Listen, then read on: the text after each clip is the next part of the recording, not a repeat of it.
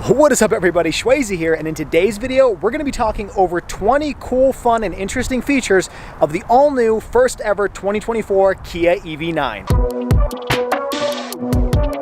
Now, before we dive into today's video, I do want to extend a thank you to Jerry Seiner Kia of South Jordan, Utah for giving me the opportunity to review this vehicle for you all today. If you guys are in the market for a new or used Kia, make sure you reach out to them and let them know that SchwayZ sent you. I'm going to put their information down in the description below. Okay, so what exactly is the Kia EV9? Well, this is the first ever all-electric three-row crossover from Kia, and it competes with the likes of the Rivian R1S, the Tesla Model X, and a couple future three-row crossovers that are going to be hitting the market, like the Lucid Gravity and like the Volvo EX90. But Kia is one of the early entrants in this market. In today's video, we're going to talk about over 20 cool and interesting features of this Kia EV9, and then we're going to take it on the road and see how it drives. All right, to kick things off, let's talk exterior. And this thing looks oddly similar to the Kia Telluride, which makes sense because the Telluride is a very hot-selling model. It's very attractive, very boxy, and the EV9 is no different. I mean, starting off with the front end,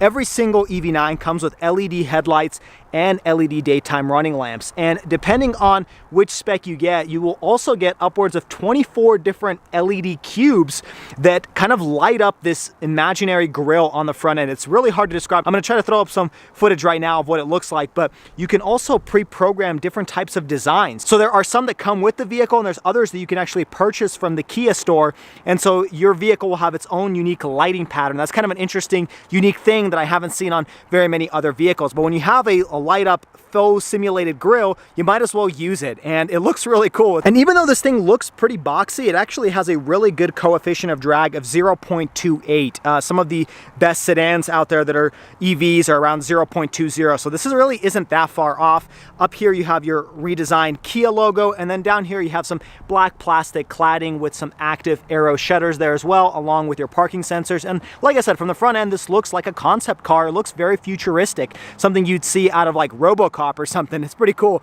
Coming across the side of the vehicle, this one is the GT line, so this is the fully equipped top of the line version. So some of the accents here are specific to this trim level, but first off, you have this gloss black plastic cladding around the wheel well. And speaking of the wheels, these are 285, 45, 21-inch wheels, and they're bespoke to the GT line. So every single trim level has its own set of wheels and tires, and they look pretty cool. They look kind of futuristic. Now, coming across the side of the vehicle, you have black painted plastic around the window caps, and then the A-pillar has this wraparound gloss black as well, kind of giving it a sportier touch, along with your black roof rails. And then one thing to point out over here is you do have recessed door handles. So when the vehicle is locked, these fold in for better aerodynamics, and then when you unlock it, they pop out. You have a little bit more black plastic around the bottom. And then zooming out, you can see, you know, a pretty attractive vehicle. Definitely looks totally different than the Tesla Model X, kind of more similar to the Rivian R1S with that boxy style. But I think this is going to sell really well for electric vehicle enthusiasts because it doesn't look like a big blob or a bar of soap. It actually has some design to it. I even like how the window behind the C-pillar kind of wraps up into the tail lights, and coming across the rear end of the vehicle, more interesting design with the LED tail lights.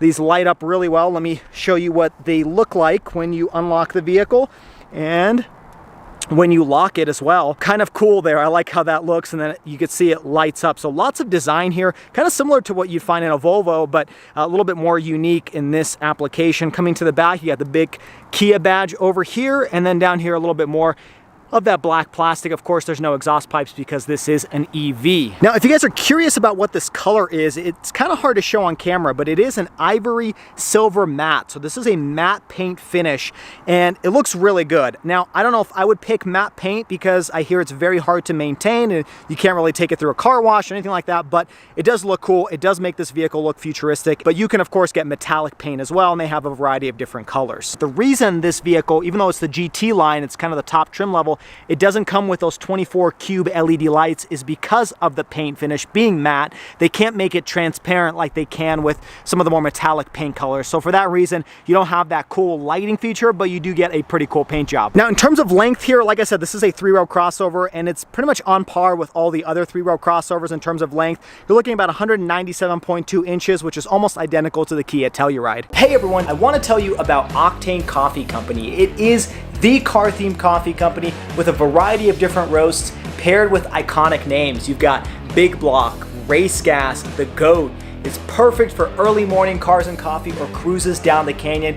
It is the coffee for all car enthusiasts. Pick up your bag at OctaneCoffeeCompany.com, link is down below, and get 10% off your first order using promo code Octane10.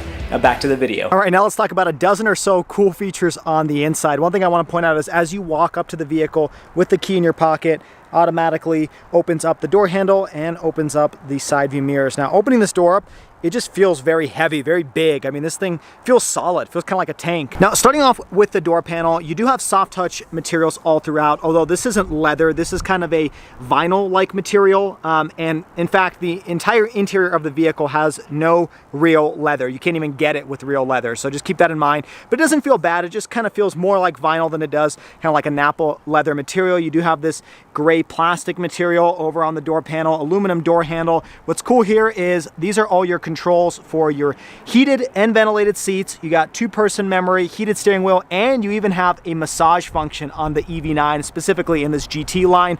Over here are your typical window switches, lock and unlock, mirror controls. This is soft touch padding over here. Again, that pleather material. And then down here, this is kind of a cool cloth-like material. Feels almost like a speaker grill or something like that, but kind of a nice touch to change up the material use. And then moving further upwards, this is your up to 14 speaker Meridian sound system. The base vehicle comes with 8 speakers, but this one being kind of fully equipped has the 14 speakers set up. You got a small storage compartment over here. And then let's move inside and talk about these seats. Now, like I mentioned, this is fake leather. They call it Syntex, but this is pretty much a vegan or pleather material or vinyl, however you want to call it, but it looks really good. They've got a nice design over here on the seat cushion. I like the contrast with the white or the grayish color along with the black. And then taking a look at this headrest, this is like an office chair type of headrest, like the seat back of an office chair, but it feels really comfortable. One of the softest headrests I've ever kind of laid my head upon. And then you do have GT Line over here embossed into the leather as well. And then these front seats have something I've never before seen on a front seat, and that is this recline button. So you push this button, and as you can see, it starts moving the seat forward. Then it will start to kick out this little footrest, which is something I've never really seen in a vehicle either, and it reclines the seat back. And so it gives you kind of this lounge position, almost like a lazy boy recliner. And the purpose of this is, well, let's say you're going to your kid's soccer game and you're sitting inside your vehicle. Well, you can recline and kind of relax and kick back. Just because you're a driver or passenger doesn't mean you get to miss out on some of the things that typically second or third row passengers get to experience. Also, if you're charging this vehicle at a charging station, it's just gonna be nice to kind of kick back and relax, read a book, open the windows, and relax. Now, if you wanna put it back in its position, you hold that button and it will push it back. Now, also, once it's back in its original position and it moves the seat backwards, I can adjust this little kick rest over here, this little cushion for my calves by just pushing on this button. And it takes a second, but it can kick this out as well.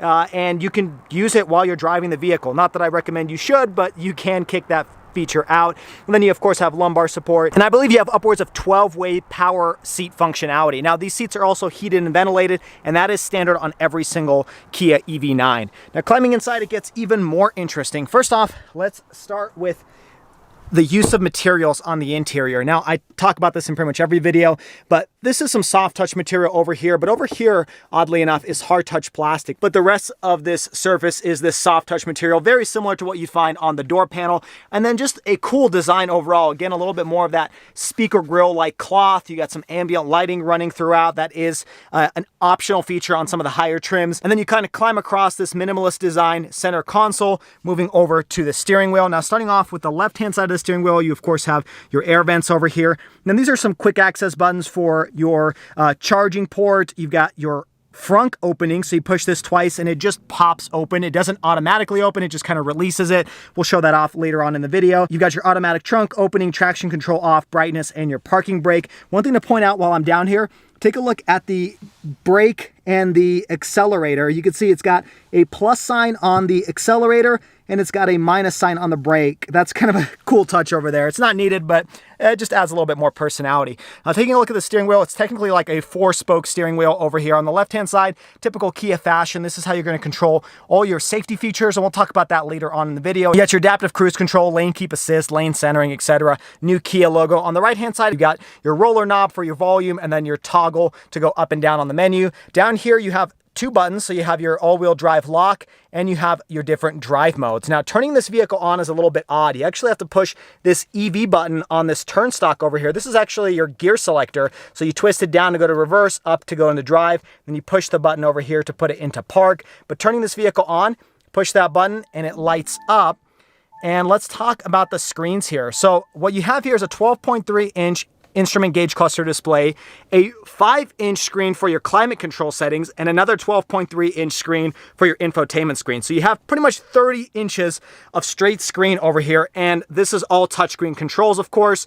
Now, this does have wireless Apple CarPlay, wireless Android Auto as standard, which is really nice to have. Now, starting off with the gauge cluster screen, there's really not much functionality here, it just kind of looks cool, but you can toggle through the different menus by pushing this button on the steering wheel, but there's really not that much to discuss over here. And then when you go through your drive modes by pushing this button, you have Eco, Normal, Sport, My Drive, and Snow, and that obviously affects how this vehicle drives. Now, moving above you, there is another screen. It's actually a 12-inch head-up display, and this comes on the higher trim levels, including this GT line, and it gives you that kind of the basic information that you find in all other Kias. Now, while we're talking about this area, I do want to point out the acoustic glass that Kia is happy to point out about the EV9. They say that the interior sound quietness of this vehicle, driving on the freeway around 75 miles an hour, is almost identical to that of a Range Rover Sport on the inside. So they're kind of touting how this is, you know, touching luxury levels of quietness on the interior cabin. And I'll let you know what I think of that when we get onto the road. Now, before we move to the center display, I do want to talk about the paddle shifters over here. Of course, there's no gears. This is mainly for your regen braking. So you can increase it and decrease it,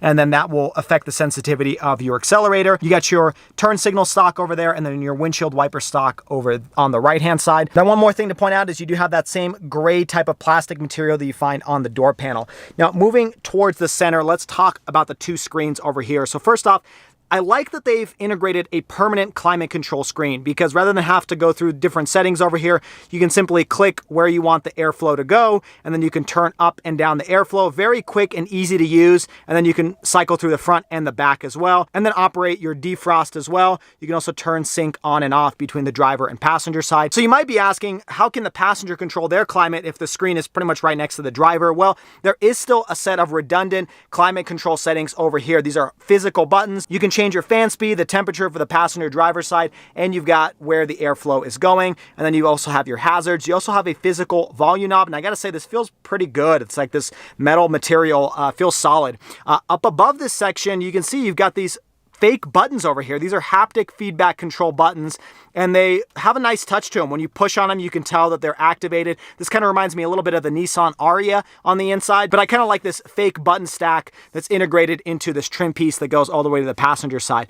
So let's talk about the screen. Like I said, 12.3 inches, and it's very snappy. Typical Kia software. You kind of have this home menu with a bunch of different widgets. A couple things I just want to point out. If you go to your setup button, and then you click vehicle, and you go active sound design, this is where you can turn on and off different levels of sound as you're accelerating the vehicle. So some people like that, some people don't. You can also manipulate your interior ambient lighting under the lights menu, where you click up here, ambient lighting. You can adjust the brightness. You can change to the different colors. So there's dual color themes where the door panel will have one thing and the top of the door or the dashboard will have a different color. So lots of different lighting functions here. And like I said, this is something on the higher trim levels. The base trim level just comes with LED interior lighting, but it doesn't have this cool ambient lighting all throughout the vehicle. I wish I could show you what it looks like at night, but it's going to be hard for me to show you all of the effects here. Now, this vehicle also, of course, has the 360-degree camera. It's the surround view camera, and it gives you a really nice view of the outside. You also have, in typical Kia fashion, the 3D mode, which works really well, just as good as some of the German competitors out there. And so that is a feature that comes on some of the higher trim levels as part of some of the safety features you can get. Now, moving below this section, you have kind of this large void opening, and I wish there was a way to utilize this a little bit more, because it's really just this large bin where you could definitely put a purse or a little handbag or something in here, but it'd be nice to have some more closed storage. It's just this wide gaping hole in the middle of the vehicle. Some people like that, some people won't, but I do like this button over here. So not only can you click this button to just have it charge USB devices, but if you want to do some file transfers, you can click that button and then it will do both. I'm not sure you really needed a button to do that, but the Kia EV9 comes with that as a feature. So that way, when you plug it it in the charge mode. It doesn't automatically start transferring files or open up any submenus. Over here, you have your typical cigarette style power outlet. And then moving down here, like I said, large compartment with some ambient lighting located around it. And then up here, you have this opening and closing cover that gives you access to this pretty large storage compartment that can also act as a cup holder. So you push these buttons, and I've shown this off in other Kia products as well, but very neat design, because sometimes you don't need to have cup holders here and you just want a large storage space. So that's nice. Then you can always cover it up. This is kind of a rubberized material. Moving back here, you do have a fingerprint reader, so that way it can memorize your memory settings, your favorites, and then when you come into the car, you can push that button and turn it on. You have your brake hold, your downhill cruise control, 360 camera, and your parking sensors. And you have a very large wireless charging pad over here, and that's standard on every single vehicle, which is nice, so you don't have to get the higher trim levels for that. This is, again, more fake leather, soft touch surfaces. Opening this up, I'm a little surprised with how small the center arm compartment is, which is why I would have liked some more closed storage over here, but at least you do have a large storage space, just some of it is out in the open. More ambient lighting, a little bit more of that cloth material. And then on the passenger side, this has got to be one of the largest glove compartments I've seen in any vehicle. It's like a giant tray that just comes out from the dashboard, so lots of space over there. Up above you, you do have a digital rear view camera mirror, which is really nice to have on the higher trim levels. You got some interior LED lighting, and then you have a button to open up the sunshade for the second and third row. And of course, you also have a sunroof that opens over here. The rear one does not open, but it does give you a nice view, but it's kind of hot outside, so we're actually going to close that up. And then we're going to jump into the second row and show you what that looks like. All right, let's jump into the second row. Again, large, massive door that almost opens 90 degrees. Soft touch material all throughout over here. You do have a manual sunshade, which is nice. That's kind of standard amongst a lot of the Kia three-row crossovers. And then moving down below that, same gray plastic material, aluminum door handle, your window switches over here, a small storage compartment for like a water bottle, and an extension of your Meridian sound system. Now let's climb inside and talk about these seats. You can get this vehicle equipped in a variety of different setups. This is the captain's chair setup, which has seating for 6, 2, 4, and then 2 in the back. But you can also get a bench seat over here, so you can get seating for up to 7 individuals. I have a feeling the majority of people are probably going to get this 6-seat setup. Now, climbing inside, Kia says this has some of the class-leading amount of legroom in the second row, and it is pretty massive. They always do a good job with their Telluride and the Hyundai Palisade. This is about 42.8 inches of legroom behind the first row, and they say that's more than a Cadillac Escalade, if you believe it or not. Now, over here, you have 2 cup holders. You got some USB ports over here on the passenger and driver side, and then a typical hallmark for Kia and Hyundai products. You can actually adjust the seat back of the passenger seat from the second row, which is nice, or from the driver's seat as well, which is a nice feature if you're trying to get a little bit more space into the second row. You have this little cubby over here with some ambient lighting, and then opening this kind of slide style compartment, it gives you kind of like this tabletop where you can put snacks or maybe an iPad or something, and then you can also open this up. It's kind of hard to do with one hand, but that gives you a pretty large and deep storage compartment where you put some headphones or some electronics and kind of hide them out of the way. But I do like the multifunctionality of this little tray over here, and then you can slide it out of the way. Now, up above you, 3-zone climate control is standard on every single EV9, regardless of trim level. And then you have your air vents located up here, along with your LED lights and a grab handle. Now, in regards to headroom, it's good. It's what you would expect from a boxy crossover. One thing I forgot to mention, and I was even wondering where it was on the door panel, it's heated and ventilated seats. You do get that for the second row, and I just was missing the button. It's located right in front of the door handle. The sunlight was kind of blocking my view. And then you can pull on this handle and actually recline the seat quite a bit here in the second row. So if you're on a long road trip, you definitely relax in the second row of the EV9. Just don't have any third row passengers. All right, now Kia makes it pretty easy to get into the third row. They say that's one of their competitive advantages. There's 2 ways to do that. You can push the button over here at the top of the seat, or you can push the button over here at the bottom. It does the exact same thing. Essentially slides the seat forward, giving you this easy entry and exit into the third row. Now, the seats back here look really nice, but let's climb back there and see how it feels. So Kia says there's about 32 or so inches of legroom behind the second row, and it's really tight. It's pretty similar to that in the Telluride, but really the only people sitting back here are going to be teenagers and kids. This seat is pretty far forward, but you know, you can still fit an adult in the second row. They would just have to be a little bit tighter, and then you could actually fit a person here in the third row. But if you have this seat all the way back, then you're pretty much going to have no knees. It's going to be a little bit too tight of a seating area. But the nice thing is, with having some class-leading second row legroom, you're going to have some more space back here. Nice thing is, compared to the R1S I recently reviewed, is the R1S didn't have as much second row legroom. So to fit somebody in the third row and have comfortable amount of legroom, you'd have to be tight in the second row, whereas here you've got a little bit more space. You also still have a view out of the top with that panoramic roof. You got some LED lighting back here, and you've got air vents over here as well. No heated seats in the third row, which is surprising, and this is hard touch plastic, which is unfortunate. You do have some storage compartments and some cup holders, another speaker grill, and you got some USB ports. And then in terms of headroom, it's actually really good, almost better than the second row. You also have this little tab back here that you can pull on and recline the seat even in the third row, which makes the third row even more comfortable. Honestly, as an adult, I could see myself back here on a longer road trip, as long as the person in the second row isn't somebody that dislikes me. There's a lot of people out there that do. I mean, just look at the comments below. Now, getting out of the third row is really easy to do. You push this button at the top, and the entire thing slides forward. All right, climbing into the third row of the EV9 is really easy to do. You've got this little button over here. Of course, electronic lift gate. Climbing back here, pretty decent amount of space, very similar to other three-row crossovers. You got about 20.2 cubic feet of space behind that third row. And folding down the third row is really easy to do. It's not electronic, unfortunately, but it's very, very simple. And of course, we have a semi driving by as I'm filming. The joys of filming outside. Now, pulling on this handle, it will automatically lower the headrest, and then it simply slides forward, gives you a really flat loading floor back here. And then same thing on the passenger side, folds it down, makes it very simple. And then to lift it up, you simply pull on this handle, and it's very light to put into its final position. It kind of takes two hands, but very easy to do. Now, once you have the third row folded down, you've got about 43.5 cubic feet of space back here, and it's really massive. You could definitely fit a lot of stuff back here. The nice thing here, though, if you need even more space, you can simply push this button, and it will lower the second row as well. And behind the first row, you've got a whopping 81.7 cubic feet of space in this vehicle. So definitely lots of stuff for all your goodies, your suitcases, whatever have you, or maybe some plywood, I don't know. Now, although you can push these buttons to lower them, you can't push them again to lift them back up. It's only a one-way motion. Above these two buttons, you've got a household power outlet, which is nice to have in the trunk. And then on the left-hand side, you have a button to adjust the height of your electronic lift gate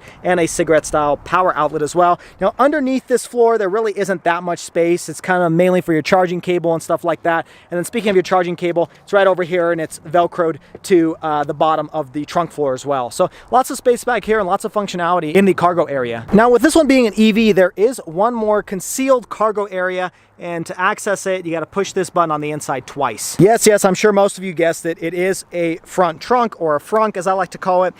There's really not much space back here. I mean, they probably could have fit a little bit more space. From what I've been told, if you choose the rear wheel drive version, then you're gonna have a little bit more space here, but this is really good for maybe a small backpack or something like that. A lot of the competitors, like the Rivian R1T and the Model X, offer more space over here, but for some reason, in case you were able to kidnap somebody, there is an emergency trunk release here. And then you have access to your air filter over here and your windshield wiper fluid over there. And it's not power operated, so you kind of have to slam it to close it in the front. All right, so you guys have very patiently waited about the powertrain discussion. So let's talk about that right now. There are two battery options you can get. The majority of them are going to be the 99.8 kilowatt hour battery that this particular vehicle comes with, but you can get the base trim level with a 76.1 kilowatt hour battery. It's a little bit smaller, less range, but definitely less expensive. In terms of the motors that you have here, you can either get the dual motor setup, all-wheel drive, or you can get a rear-wheel drive setup. Now, of course, getting the dual motor setup, you are going to sacrifice a little bit of your range. Speaking of range, the base trim level comes with just 230 miles. That's on the smaller battery rear wheel drive. But if you choose the long range version with the rear wheel drive, you can get upwards of 304 miles of range. That's the best that you can get. This particular GT line is just around 270 miles. Now, obviously, with the different powertrains comes different horsepower and torque figures. If you choose the base version, you're going to get 215 horsepower and 258 pound-feet of torque. If you choose this GT line, then you can get upwards of 379 horsepower and 516 pound-feet of torque. Horsepower figure seems a little bit low, but when we get this on the road, I'm going to tell you how it feels. Now, in the future, Kia may be releasing a GT version. This is the GT line, but they may release a GT-specific version, which will probably have over 500 horsepower and 600 pound-feet of torque, and that thing will be wicked quick. Now, in terms of 0 to 60 for this thing, of course, the base version with the rear-wheel drive is kind of slow with that 215 horsepower. Talking 0 to 60 in 8.8 seconds. This GT line, though, with the boost functionality activated, you can get as low as 4.9 4.5 seconds. Now, granted, that includes a 1 foot rollout. Realistically, you're probably looking at a 0 to 60 of 5 seconds flat, which is still pretty good for like a 6,000 pound SUV. All right, now in terms of charging, let's talk about what you got here. So opening up the fuel port door opens up pretty cool. With every new purchase of a Kia EV9, Kia gives you upwards of 1,000 credits with Electrify America for free charging, which Kia says is just about 3,000 miles. So that is an incentive to buy new over used. Now, in terms of the charging rate over here, the Kia EV9 has a max charging rate of 230 kilowatts, and that is with a level 3 DC fast charger. They say that if you have a 350 kilowatt charger, then you can get from 10 to 80% in just about 24 minutes in this thing. And Kias are always very good in terms of their peak charging rate. They can get up to their peak charging rate pretty quick, and they can maintain that throughout the majority of the charging cycle. So this thing is going to charge pretty quickly. It's definitely a big battery. It's going to take a little bit longer, and the key here is to find the infrastructure that can support a 350 kilowatt hour charging rate. Now, if you plug this vehicle in at home with just a typical level 2 240 volt charger, the onboard charger on this vehicle that converts AC to DC is just around 10.9 kilowatt hours, and so that equates for a full charging time from 0 to 100% just about 9 hours when you're charging at home, which should be perfectly fine. It's kind of average with other EVs out there. Now, while we're back in the trunk area, I do want to talk about towing, because the EV9 is capable of towing depending on what trim level you pick, but the highest trim levels give you the most amount of towing. We're talking up to 5,000 pounds, which is the exact same as the Kia Telluride. All right, now in terms of safety features, the EV9 comes packed with pretty much every modern safety feature standard on all trim levels. We're talking blind spot monitoring, adaptive cruise control, rear cross traffic alert, front pedestrian warning, and emergency braking, and the list goes on and on.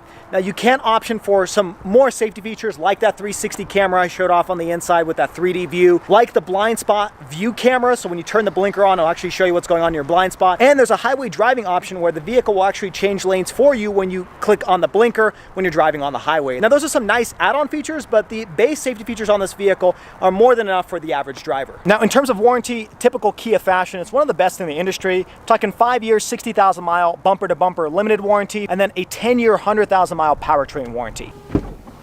Okay, now let's jump inside the vehicle and take it for a drive and see how it feels. First off, I want to show you the Kia key. This is your typical Kia key. It's the white color, and then you've got silver metallic colors on the side, and you've got your lock and unlock buttons, stuff like that. Typical Kia controls. Now, turning this vehicle on, of course, doesn't make any sound because it is an electric vehicle.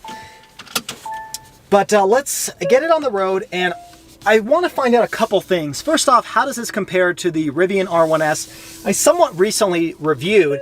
And then also, you know, they tout how quiet and comfortable this vehicle is, you know, compared to like a Range Rover or an Escalade. I want to see if that's true. You know, does this really justify the price that Kia is asking for it? Because it's not cheap. You know, I was hoping this thing would come in the mid 30s, and unfortunately it isn't. We'll talk about pricing here in just a minute, but you know, is it worth the price? Let's see. I mean, the interior is really nice, but there's no real leather. That's kind of a downside.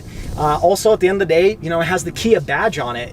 What does that mean to a lot of buyers out there? I think they're getting a lot better in terms of brand presence, but it's not a Mercedes, right? So let's put this thing into sport mode, and let's see here. We're just gonna do a slow. Wow.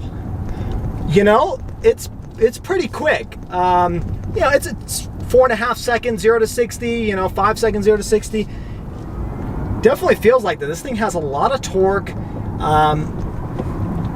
It surprises me. It surprised me. The acceleration on this thing is really decent. We're gonna do one more pull here. Yeah, this is plenty of power. I mean, this is quite a bit more powerful than the Kia Telluride. I mean, not even quite a bit. This is 100%. Maybe, you know, twice as powerful as the Kia Telluride. I mean, there's really no comparison. This thing is very, very quick to accelerate.